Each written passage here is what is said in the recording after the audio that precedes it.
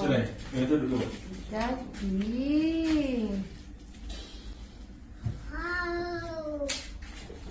শ্রেয়ার জন্য এই সুন্দর জিনিসটা বানিয়েছে পপু।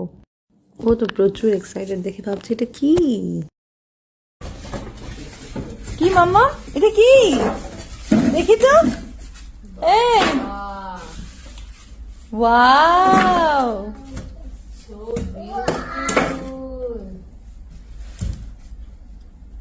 যা ওর ভেতরে গিয়ে বসে পড়। ঘর থেকে সোলাগুলোকে বের করলো, পুতুলগুলোকে ঢোকানো হচ্ছে। পুতুলগুলোকে ঢোকানো হবে, তারপরে ও দেখবে ঢুকে যাবে।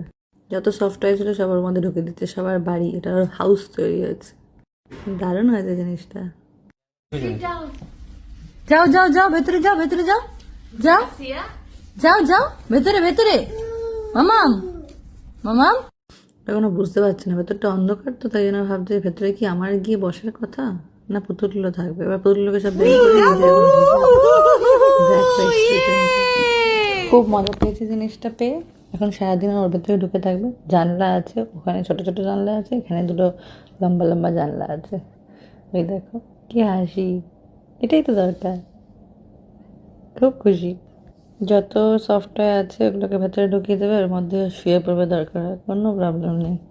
একটা লাইট ফিক্স করতে হবে ওপরে, সেটাও ফিক্স করার চেষ্টা করছিল, ভাবলো ওকে একবার দেখিয়ে নি।